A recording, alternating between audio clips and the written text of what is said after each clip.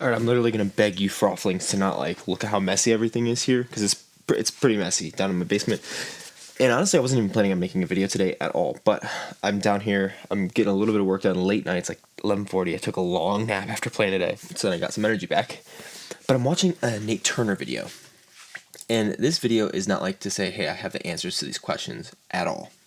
But it's mostly just to say that I've been having ideas about this, and sometimes making a video is the best way to like solidify it in my mind. That when I know I need to work on it, and then two, just even like flesh it out because I'm kind of an external processor, and I've been having a lot of thoughts about this stuff that I've like heard from other people, but also in my training with my trainer, kind of working on things and understanding like body mechanics better. But this is kind of what Nate was working on in his video. I'm not gonna play the whole thing. Please go and watch it. He's awesome. I love his channel. I like a lot of his content. Most of his content, everything that I watch. I only say I like a lot of it because I don't watch everything because I don't have time. And if everyone watches all my content, you're a psycho. Go outside. People say that they watch my stuff. Sometimes I'm like, how do you have the time? I make all the stuff, and I don't even feel like I would have the time to watch it all. Also, I watch everything super fast. Sorry. I bet you can guess why I talk fast. Just focusing on the left arm. I don't know if it's really adding distance. I'm just kind of doing some like smooth 70% shots out there. One quick thought about that adding distance thing is like, I think when you're doing the field work and the form work, it's very easy to get like associated with result with kind of what you're doing, but it's more so just like it does this look or feel how I want it to, and the result will come later because your body's naturally protective. This is one of the things I've been learning a lot, is especially I'm trying to fix a big elbow issue, which is not what we're going to talk about today, but it's kind of like, it's not the last main form issue, but I think my thoughts on form are basically that your lower body is where you generate the power, and your upper body is how you conduct the power into the disc. So if you are just generally not super powerful, you don't have like a strong base, you aren't able to rotate kind of around that quickly, but your upper body is perfect and flawless, you're still not going to be able to throw as far as somebody who's like, I'm going to use myself as an example. I think my upper body is pretty bad. It's all right, but I have a lot of issues with my arm. Go ahead and move this real fast, just a little bit. I love having this space. Move this big old light over here. One of my biggest issues with my throw right now is I'll come through and I start kind of with this shoulder down, and then I'll kind of go like this, and this elbow's already facing down, so it kind of goes like that. And then since it never really comes out, and that's honestly a shoulder thing, it's like your elbow, don't think about your elbow, think about your shoulder. Your shoulder is what moves the elbow. The elbow has a little bit of rotation, but not a lot. So it's mostly a shoulder issue, but I come here and then I'm here, and so because of that, when I come through, I end up pulling it kind of into here, and I have to rotate around it, and I'm able to get into some good positions at the end of my throw. But even though I feel like I have a large like base of power that I'm able to generate with my lower body, I can't effectively transfer that into the disc. So I feel like the upper body is more facilitation of the throw, and the lower body is power generation.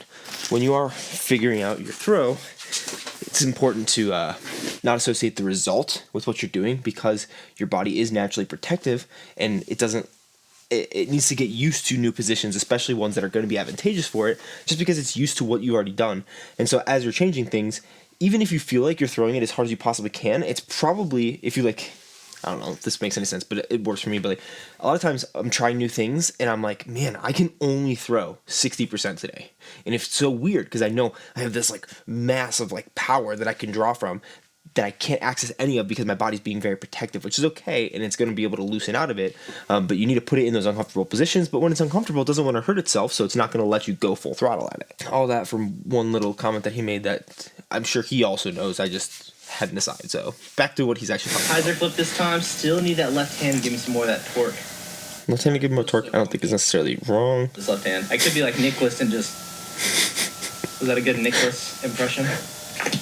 All right. I looked over the footage. I was way over-exaggerating this left hand. I was bringing it up here, swinging it down. In reality, I just need to kind of keep it close and just kind of punch through. So I'm going to work on that with all these shots. It doesn't have to be bombers. I'm going to do it in the woods as well. So that kind of brings me to the main thoughts that I've been having about this kind of stuff. I'm not going to like sit through the rest of that and find the exact spot in this video. You can go watch this video. It's really good vlog style. I'm actually only like a third of the way through it, but it's been great so far. So I imagine the rest of it's going to be great. I like his different style of content right now for kind of the disc golf world. But my main thought about this is kind of what he showed at the end there is how I think it should be done. And this is all complete speculation. And so if I'm completely wrong about this, Nate, don't listen to anything. But it's just something that I've been thinking about, that your lower body has a brace in this leg.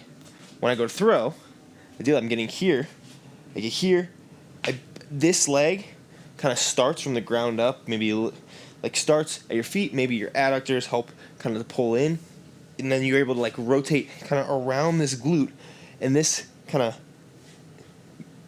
like pops you and gives you a lot of power as you stick this into the ground as hard as you possibly can, so that your upper body, your torso, can rotate around it. You stick it in the ground and you rotate around it. And that's why you see like Anthony Barella, Simon Lizotte, when they throw their power shots, it's not like stacked over top to rotate fully. That's something that I struggle with. Probably partially upper body is driving that rotation, but I also need to get a little bit more used to just like sticking that leg in the ground and being confident about it, because you'll see in their throw they have their ankle here, their knee here, their hip here, and all's braced behind it as their upper body kind of comes over, like not over top, but like is able to rotate over this like peg leg is kind of how my trainer is talking about it.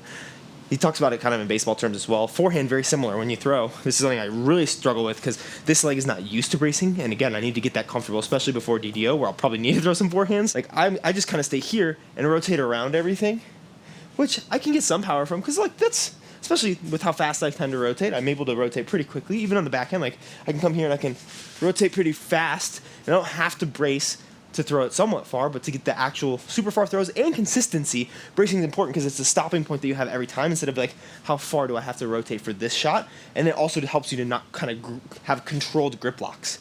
But with the forehand as well, you kind of come here, and you almost want to like push off the ground. It's kind of a way to think about it in the backhand of the forehand. Like push off the ground in order to generate that rotation.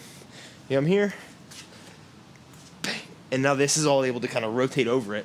You're going to feel a lot in your glute medius if you're doing it, right? Kind of your side butt. Don't look at my butt. My thought is kind of the upper body has a brace in a way as well, which is this off arm. I used to think a lot, oh, you need like to drive rotation or drive power with the off arm. So you kind of come through and then you like drive it forward. And I don't even think I was necessarily thinking like that, but a lot of my old form, and it's gotten a lot better, surprisingly, without me even working on it, because I've started to think more so that I think I saw a video, Levi Sonnleitner, that was talking about how the off arm is just a product of the rest of your body.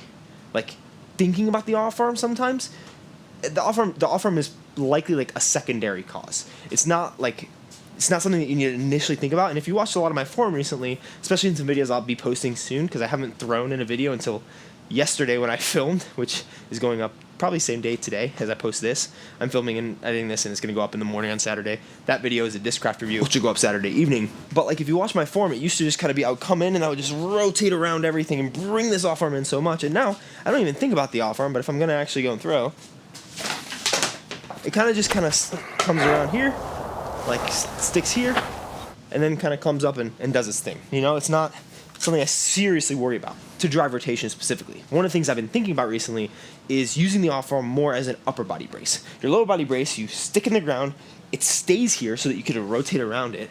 For the upper body, it would seem to make a little bit of sense to me that I'm going to try to have the correct, like, I need my shoulder to be up here. My shoulder positioning has been so weird. I think it's actually a little bit of it's not using my core to coil, because this is a quick aside. When I come here and then I'm coiling by wrapping my lat all the way around, and that brings that to here. What I need to do is coil through my obliques, which means that I'm going coil here and everything stays lower. You can already see the difference. It's uncomfortable because I'm used to having a passive core more so when I'm rotating, because my lat does all the work, and that's why my shoulder kind of stays where it does, my elbow stays where it does.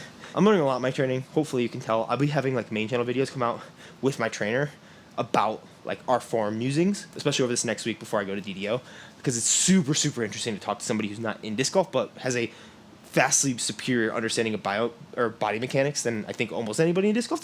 There might be a couple, but he's really good. But essentially, the upper body, or this side, I'm going to try to coil correctly. If I coil into this and I get to this position, I can kind of let this be passive and do whatever, and that's fine. I can still throw well. Like, it's not the end of the world.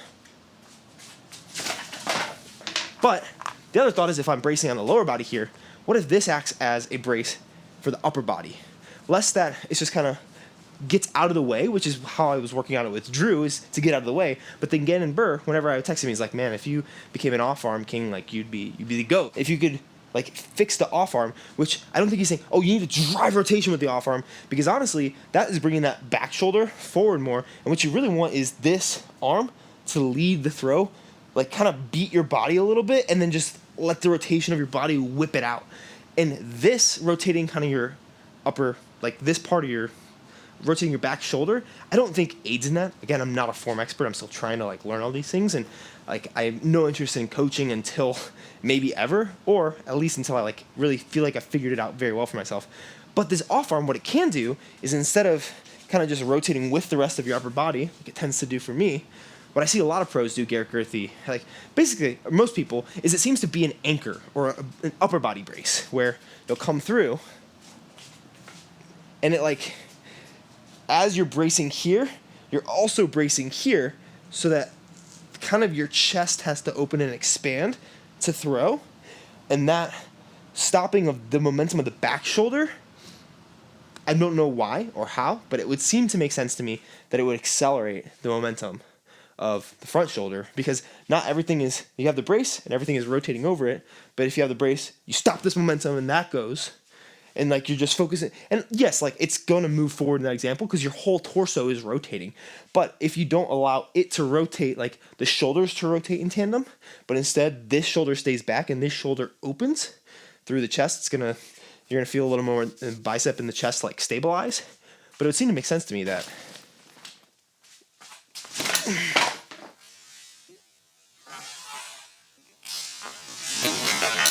like even just doing that feels slightly more powerful. And I don't know if it's right, but it's been amusing that I've been having. And I don't know if that's helpful. I don't even know if Nate's going to watch this video, but I saw his video and I have been wanting to talk about this a little bit, or even just kind of flesh it out and think it through. And that's kind of what this has been. It's just my own musings and thinking it through. So when I come here, coil out the obliques. Like even if you are punching it down, it's more so, it's not like, I'm not driving rotation with that. I'm more so trying to stop my rotation of this part of my shoulder because I know that everything's going to come forward. But even if you just like go like this and you feel the throw here, just kind of twirling, that's both of your arms coming in. Even if you leave this at your side and you're like, oh, I'm going to drive the rotation, that's fine. But if you stop it and you try to go the same, it's going to feel a little bit faster. And maybe I am going faster to like prove that as an example.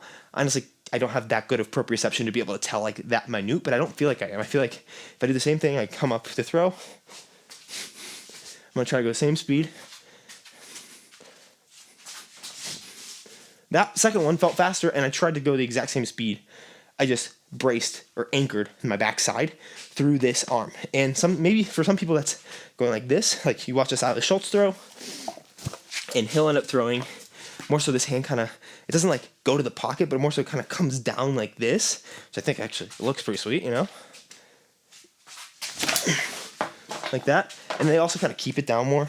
You watch like a Drew Gibson throw, and he'll kind of, as he coils, this starts, and then it like comes down through and stays there faster. And you watch like an Eagle McMahon or Garrett Girthy where it stays kind of behind them the whole time, and then it kind of anchors back with kind of the swim move. And to me, that doesn't really say that, oh, they're starting the rotation. They're like trying to like initiate power through doing that. If you do this movement, that doesn't feel very powerful. It feels very like locking up and bracing. Like just do it like wherever you are. If you go like this and you internally rotate this shoulder and like hold it down, which is kind of what they're doing, like that seems to be the move that they're making as they come through and throw. Right here, that's not a movement that's like, oh my gosh, I'm getting so much power from it. It's more a movement where like this is like trying to stay where it is. So you watch someone like them throw, kind of hit my back shoulder because I'm really not used to that, and my reach back was probably ridiculously high because it's the one I'm least confident with. But that's kind of my thought process on it. I don't think the off arm is an insanely important thing. I don't know if it's like the last guiding thing for distance. I'm not going to diagnose Nate's form at all because I genuinely like, don't look at other people's form and be like, oh, they need to work on this. I'm also look at other people's form to see what I need to work on. Like genuinely, I can't even tell you like what he would need to work on just because like I know my lane right now is not a coach at all. I feel like I have a pretty solid understanding of form and like it's getting better, and I feel like in terms of like disc golfers who understand form, I feel like I have a pretty good understanding, but I also know that means that I know so much of what I don't know. It's kind of the Dunning-Kruger effect. Like the less you know, the more you think you know, and then you start to learn more and you're like, oh my gosh, I know nothing. And then it kind of goes up from there. I feel like I'm kind of getting to that upslope, but I still have so much to learn, so much to be able to implement within myself that I would say like, I don't think the off arm is going to be the thing that like gets people the extra 50 feet of distance. I think it could help. And I think more so it's like a consistency thing, because if this is always bracing at the same point, it's always, okay, it's going to stay here, and it's going to, every single time, it's boom, braced, throw out. And you watch, like, you can see this accentuated with like James Proctor and Isaac Robinson, is when they throw, if you watch, like, you see pictures of them, you could see how open this chest becomes. And it's very hard to like get this to have that range and openness here if this shoulder can kind of come with it, because your whole body wants to like fall through. But if it's braced back here, then I can really open that up by bracing that backside. That seems to be what is happening. Again, I'm not 100% sure. Maybe this is the thing that like helps Nate to be consistently at 500 feet. I still don't know what gets me to consistently at 500 feet. I really feel like my distance, I've been working on stuff, but as I've been like, if I'm like fresh, like I've been training in the mornings and then going and playing, but like if I'm fresh, I feel like I can throw 470 foot golf lines, maybe a little bit more. I like to call it 450 is like a more round number, but I think realistically, you give me a rangefinder, it's probably closer to 465 to 480. But before I go to DDO, I'm probably gonna get out in the field and like show that I could throw 500 feet, because I'm like 99.9% sure I had a shot that was ranged over 500, but it was U-disc, so it doesn't really count. But that's kind of my general thoughts, where I don't think the off arm is like a main factor in providing power. I think it's more so consistency and like definitely a little bit of power, a little bit of whip. But it's just like you have your lower body brace here while your upper body brace is here, and then your whole torso rotates over this lower body brace. So you brace here, and then your whole, everything here, your core is able to rotate over that, including your T-spine. But if you stop some of the rotation back here, then you're able to open that up in a different way. Maybe that's completely wrong. Maybe that's unhealthy. Don't do it if it feels weird. It seems to be what I see some players doing. And the more I've thought about it and like just kind of mess with it in shadow swings, the more I like the way that my body feels as I throw out the disc. But yeah, shout out Nate if you watch this. Go watch Nate's channel now. And then after you watch all of Nate's videos, come back later today for my main channel video probably. And yeah, that's that. Thanks for listening to my rambles.